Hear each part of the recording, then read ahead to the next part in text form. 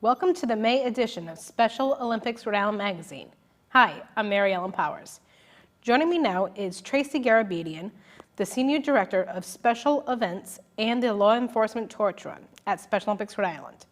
Also joining me is Jim Baum, the Assistant Attorney General with the Office of the Attorney General. Welcome to the show, you guys. Hey, Mary Ellen. Thank you. Welcome. Tracy, can you tell me how long you've been working for Special Olympics Rhode Island and what your role entails? So I just celebrated my 24th anniversary with Special Olympics. That was just a few months ago, so quite a milestone. And my job is planning and implementing all of our fundraising events throughout the year. I also am the Torch Run liaison, so I work with law enforcement, sort of the liaison between Special Olympics and anything and everything law enforcement related. Nice. Jim, how long have you been involved with Special Olympics Rhode Island and in what ways? I've been involved, I was thinking about this, 23 years, and I got involved because I was dating a girl, and I found out that she was coaching a sports team, and so she invited me down to watch her coach, and it was the North Kingstown Special Olympics basketball team. And so that's when I started volunteering with Special Olympics. I ended up marrying that girl, and I have been coaching with North Kingstown Special Olympics with Lisa McKay and Candy Lodge. I've coached basketball, I've coached unified basketball, I've coached powerlifting, and I currently still coach powerlifting for North Kingstown. And then I think it was about 10 years ago that I got involved with the Torch Run, and so I've been involved with the Torch Run. Wow, what an amazing story, and I love how you met your wife through Special Olympics too. That's awesome. Can we mention specific athletes? Because that's when I met a specific athlete. Sure. Matty Beauvais greeted me when I walked into the gym when I was coming to see my wife, and he pretty much looked at my shoes and asked whether or not I got my shoes at Kmart. And I thought, this is the place that I want to be. That's nice. And like I always said that there, that once you're in for life, right? Yeah, exactly. Nice. Now, can you tell me about the involvement of the Office of Attorney General?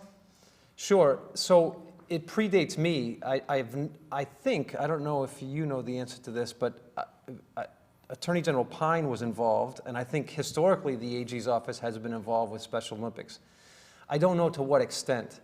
I know that John McCabe, who was with our office, he worked in the diversion unit in our office. He was very involved with the Torch Run and volunteering. Then Attorney General Whitehouse was involved, and I think he was involved. He ran a portion of the leg. He ran the torch into the opening ceremonies. I think AG Pine did as well, but I wasn't here for that. AG Lynch did the same. And so we've had representatives run the torch in, but I want to say through John's leadership, and then he got me involved, we started integrating more and more prosecutors in to actually doing the torch run, and especially when I became involved with the torch run committee. So now we've been involved in every leg. We try to make it every leg a prosecutor is involved in. And I am proud to say that we've worked so hard in the torch run committee that I think it's one of the only states in the country that the representatives on the Torch Run Committee they are law enforcement, which is fire and police, and corrections, but we're unique because we've added justice, and that's our office. That's great. Yeah, and I think that's a reflection of the commitment our office has made to Special Olympics and to spreading awareness at all levels. Nice, and I like the variety, how it's not just about the police, fire, corrections, it's also Attorney General, so I love the variety in there. Yeah, because law enforcement is so interconnected, especially in the state of Rhode Island. And I think it's only natural that everyone gets involved. Absolutely. Tracy, when is the torch run taking place, and can you explain the different legs of it? Sure. So this year the Torch Run will be taking place on Friday, June 3rd. Again, because we've had to make a lot of modifications to our summer games, our Torch Run will also be somewhat modified.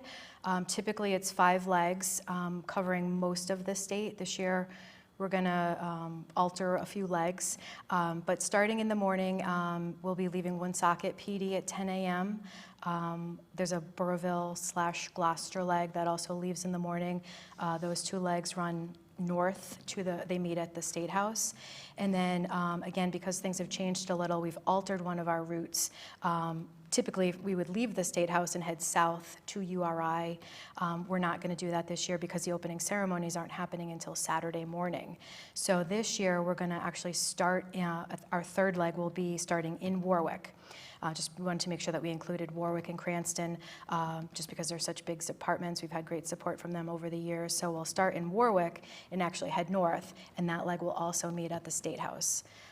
So that's sort of what our Friday is looking like, our typical torch run. Once we leave the State House, once we're at the State House, it will pretty much be done. Again, there won't be a torch run continuing on south like it typically does. And then on Saturday, June 4th, we'll have the final leg of our torch run into the stadium. Okay. Now, what about for like different parts of the state that aren't part of the leg? Like, will they be able to participate in some way? Yeah, or? absolutely. I mean, we always make it a point to try to cover the entire state. Again, with some of the modifications, there are plenty of opportunities for anyone to jump in to be a part of the torch run. Jim and I were just talking about just a few key points, particularly because we'll have 3 legs coming into Providence from Cranston, from North Providence. So we are going to need some extra manpower. I think that's where we're going to utilize, Jim and the members of his department. So, and then there's always, the opening ceremonies on Saturday morning. So if the torch run on Friday isn't coming through your city or town, that's a perfect opportunity to jump in and be a part of the opening ceremonies. Absolutely. And, just to have a modified summer games is better than no summer games, especially like what the past couple of years have brought us. Yeah, Mary Ellen, it's so exciting, I think, for us. Even just our torch run committee is back meeting in person. We had been doing the Zoom thing for so long, and everyone was just, so tired of that. And even just the reception that I'm getting, I've been emailing and reaching out to a lot of the departments, and people are just so excited. Even though things are modified, they're just so excited that we're back. It feels so good. It does. Just like thinking about it and planning for it, like I just am imagining what it's all going to be like. And it'll be like the icing on the cake having members of our law enforcement involved with us again. Yeah, it's a great feeling. It's just really exciting. I think it's important, too, that the more law enforcement gets involved, we've seen, we were just talking about this before, we've seen a decline in the number of athletes that are participating. Whether it's because of the pandemic, they just have not gotten back into the sports, but to send a message through law enforcement to athletes or would-be athletes or families that are thinking to get their athlete involved in Special Olympics, that we're back, and to do that with a big presence would be really helpful. Absolutely, and especially for athletes, just coming out again too. Like, I'm a swimmer, but I'm doing track, and I'm hoping to be back in the pool again next year. So I know it's all about like our process too. So. Yeah. Now, how does it feel to both of you to finally have our torch run back and going again at our summer games?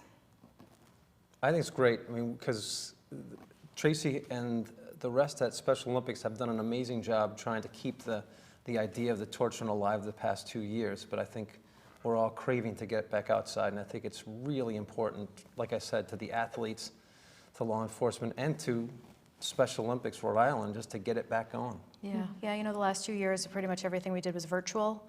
And it's just not the same, I mean, we worked hard to just to have something and have something tangible for the athletes, but it just wasn't the same. So again, it's really exciting, the reception that I'm getting from people. Again, people are just excited. So it's fantastic to be back. We're back. We're back, hopefully with never another setback like this ever again. No. Tracy, what can runners look forward to when they reach URI for the torch run? Well, that's really the best part. And again, I hate to keep saying it, things are going to be modified. So our opening ceremonies aren't quite going to be as big and as large scale as they had been, typically on a Friday night. But, for sure, I know it's going to be a little shorter. I think they're trying to limit it to about an hour. So, and again, with less athletes, there won't be a parade of athletes this year. But nonetheless, the torch run will come in it's usually the last thing that happens. So the flame of hope will come in. We'll light the cauldron to signify that the games have begun. And, that just really kicks things off, and it's just sort of like that, just probably I think in terms of what we do, and, it's exciting to be out there to run, but once you light that cauldron, once you get into the stadium, that's really, the culmination of what everything that the torch run is about. And again, just worth mentioning, the whole point of the torch run is to create awareness. So we're running through every city, every town to create awareness. We do tie up traffic just a little bit, just a minor inconvenience, but the whole purpose of what we're doing is to create awareness of the Special Olympics Summer Games that are happening. Absolutely, and it's great to get that word out too, especially like for athletes who are used to routines and probably missing what happened before or something like that, but you can't have it right now. It gives them time to prepare for it as well. Yeah. Well, thank you both very much for joining me. You're welcome. It was great to have you. Thank you. We'll be right back after these messages.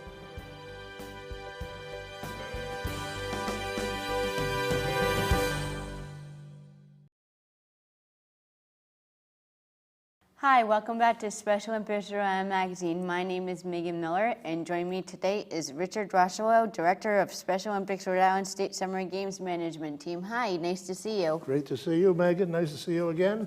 We're finally out and about. Yes, about time. Yes. So it has, Richard, it has been a couple of years since we've had an in-person State Summer Games, so let's discuss what is planned for 2022. But first, can you explain what your role entails as the Director of State Summer Games Management Team? Well, I hope so. But first of all, let me start by making an announcement. I have an announcement to make about my role as the Director of the State Summer Games. Earlier this year, I made a decision that this would be my last State Summer Games as Director. I'm stepping down as the Director. And in my place, I've asked Brian Goldberger to take over. And Brian has been a volunteer for many, many years, coming down with his team at State Summer Games. And so I think he'll do a great job. He knows a lot of what's going on already. And he and I have been shadowing each other as part of the transition for this year. So we've already been working together to make him more familiar with the role that I perform as the director. And it's strange because it's like a full circle. I took over as director of the games management team from his father. Wow. And now it's going back to the Goldberger family, with Brian Goldberger being the new director. But getting back to your question, the role itself is to lead a great team of volunteers. We have a great team of volunteers, both the planning committee and the entire games management team, that plan and execute that plan to have the State Summer Games, which unfortunately the last couple of years we haven't been able to have. But in normal years, as you well know, the 3 days at URI, and this year it's going to be a little different. So that's normally my role as the director, is to bring that great team together and have meetings and bring up issues that we need to address, from both the athlete input that we get from all of the athletes as to how we can improve the games, as well as coaches and volunteers. So that's it. And how long does it take to organize and prepare for the State Summer Games? Oh, years. Well, and I say that jokingly, but we build on every year, and we've been doing this for many, many years, getting the athlete feedback and then building on that, making changes on that. The actual meetings, we actually start in January and go right up until the state games in June. So, and we meet about 3 times, every 3 weeks, and then we have special meetings with like our security detail, any other special offline meeting that we have to have, we have in addition to the planning committee meeting. Wonderful. And what will be different about the planned 2022 State Summer Games and the planned area games leading up to state games? Well, as you know, we normally have 3 area games leading up to the State Summer Games. This year, due to a number of circumstances, one of which is a reduction in the number of teams and athletes who are participating in the area games, we have made a decision to have 1 area game, and that'll be it will have been at Bryant on May 1st, and I'm sure it will be or was a great area game, but that's it. There'll just be 1. Now, for the State Summer Games, First of all, we're coming back together. Yay. First time since 2019. So after a couple of years of not being able to be together, we're really looking forward to it. And we're looking forward to bringing the coaches and the athletes and the parents and the fans and the volunteers, because they've been missing this as well. So first of all, the state summer games are normally Friday, Saturday, and Sunday of the weekend we choose. This particular year, we're going to have it a day and a half. We're going to have some competition on Friday, and then we'll have the remaining competition and the non-competitive events on Saturday. And that'll be it. And no sleepovers, and we won't be using the cafeteria, but we'll have lunches, box lunches for the athletes and volunteers. But the cafeteria we won't be using, and we won't be doing sleepovers as the athletes normally sleep in the dorms and stay the weekend. So that's going to be the big difference this year. And would you please describe the competition schedule for the weekend? I sure will. On Friday, we will be having bowling, and we will be having powerlifting. Bowling will be at the Old Mountain Lanes, and powerlifting will be at Keeney Gym at the URI campus. Saturday, we will have competition again with track and field, aquatics, unified soccer, and cycling, and soccer skills as well. We're adding soccer skills this year. So on Friday, powerlifting will start at 9 a.m.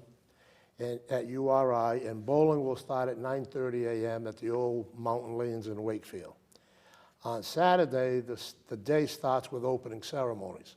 As you know, opening ceremonies is usually Friday night.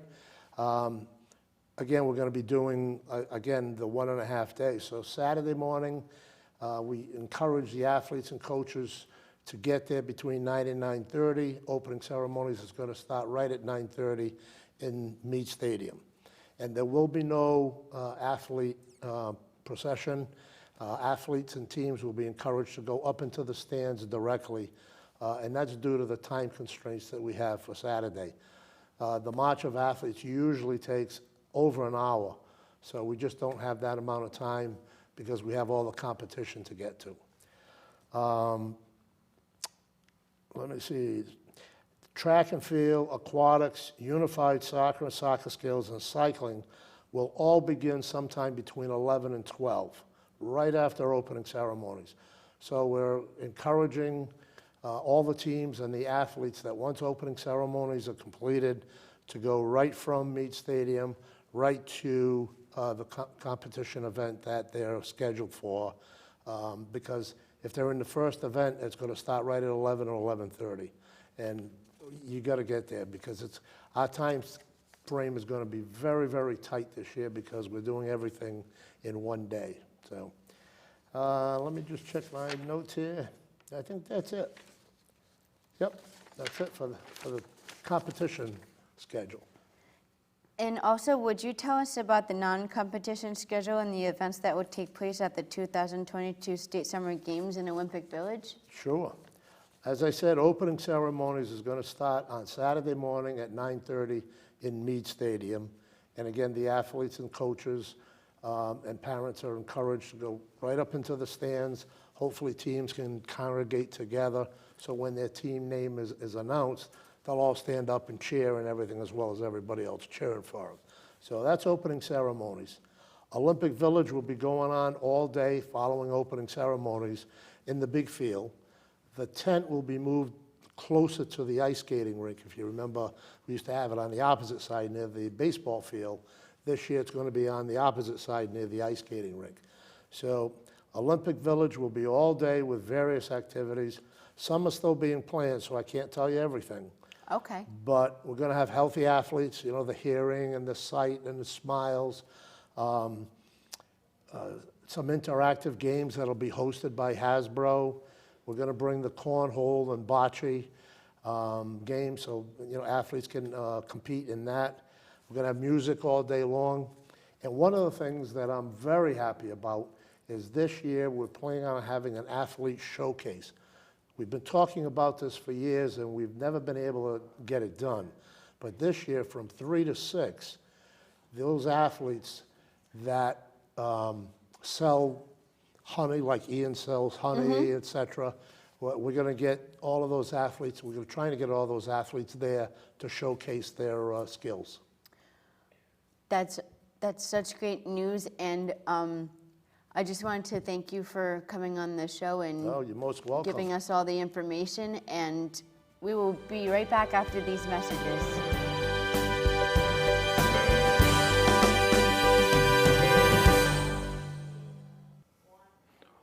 Welcome back to Special Olympics Rhode Island magazine.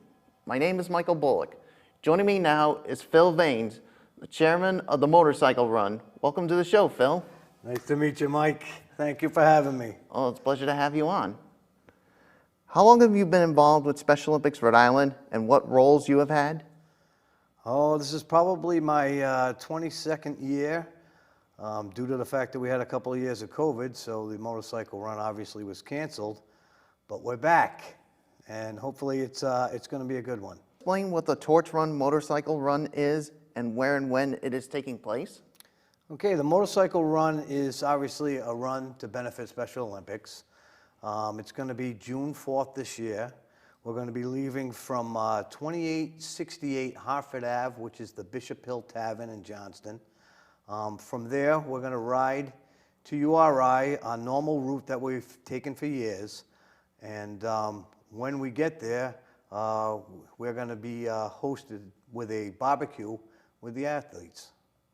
Wow, I mean, and you know the athletes always look forward to this this part of the event every year. Yes, yes. Unfortunately, this year we're going to have limited amount of bikes that can actually go inside the tented area with the athletes to have the barbecue. However, we encourage everybody to come on the run. We can have as many bikes as we want. However, there's going to be 2 different price ranges for the shirts this year due to the fact that we can only have so many people in the tent for the catered barbecue with the athletes. But we encourage everybody to come. And I know you already said this, but how does it feel to you that we will finally have the motorcycle run in person again? Well, I'm, me personally, very excited to have it back. I mean, I look forward to it every year, and so do many of my sponsors. I've got numerous calls from sponsors years after years that continue to support the run, so they're very excited too.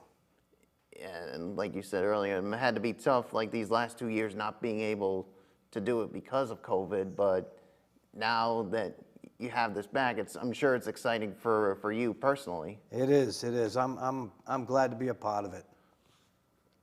Can you tell me, obviously you already told us, but can you tell us again what the route is? Okay, the route is going to be, we're going to start off, like I said, at 2868 Hartford Ave in Johnston. We're going to head down Hartford Ave to 295, to 95, to Route 4, and I'm trying to think of the other route number that we always come in by, Shatner's Farm, to the back end of URI, and then right to the stadium. Of course, obviously, you got to hope for some nice weather that day. Yes, weather is permitting. It can always be a damper. Yeah, so how can people register, and what is the cost? Well, the cost this year is going to be $50 for a T-shirt. That'll be a limited amount, however. Those will be the people that will get a T-shirt and an armband. The armband will let us know that these people paid to go inside the tent. And once again, I said, we only have a limited amount of people that can go inside the tent and have the barbecue with the athletes. Then you can also purchase shirts for $40 a shirt. That won't include the armband. At the end of everything, we're all heading back to the Bishop Hill Tavern, where we have a band playing, Brother to Brother band is playing for us, and we should have some raffles there. Wow, and I heard that Brother to Brother is always like a pretty proud sponsor of Special Olympics Rhode Yes, they Island. are. I am very fortunate to meet the head of Brother to Brother, which is Richard Gomes, and he's always there to help me out on anything to do with Special Olympics. So we really appreciate the band Brother to Brother.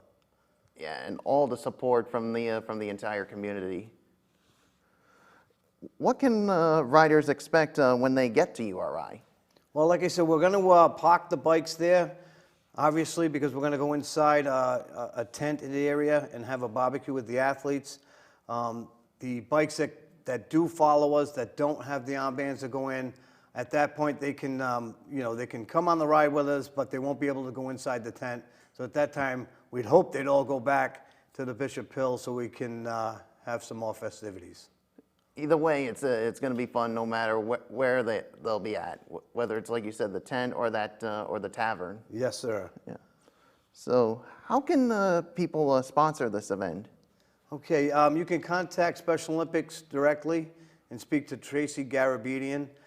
We have sponsors that we're going to be accepting till the end of April, because then at that point we're going to start getting the T-shirts made with the sponsors' names on them. So you can call Special Olympics Rhode Island, ask for Tracy Garabedian, and even if you want to purchase, you can pre-order your shirt and your band. So if you're one that wants to definitely get inside the tent, I'd recommend it, because as you know, we've gone from we've had 1,000 bikes at one time come to this run, and this year, unfortunately, being the limited supply, I would encourage everybody to call Special Olympics Rhode Island and get your spot. Yeah. So how many bikes do you think are expected to take part in this? Well, we've got it. I was told to try to limit it to 200 bikes. However, I don't think we got too many people that love this run and look forward to it every year. But the 200 bikes will be the ones that will be able to go inside the tent. I'm hoping to have as many as possible, because the more bikes, the more funds we can raise for Special Olympics. Well, I'm pretty sure no matter how many bikes are there, the athletes, I'm sure, are going to be excited just to see them come in. Oh, they always are. It's a highlight for them. Yeah. And if anyone has any questions about the motorcycle run, who should they contact? Well, you could contact me personally. My phone number is 401-829-0903. Or you can call, like I said, Special Olympics RI, and talk to Tracy Garabedian. Well, I hope that this is going to be a fun event for you guys, and I know the athletes are definitely going to be looking forward to it. So I thank you for coming on. I wish you the best of luck with this motorcycle run, and I hope to see you there. I'll be there, Mike. Thank you. And thank you. We'll be right back after these messages.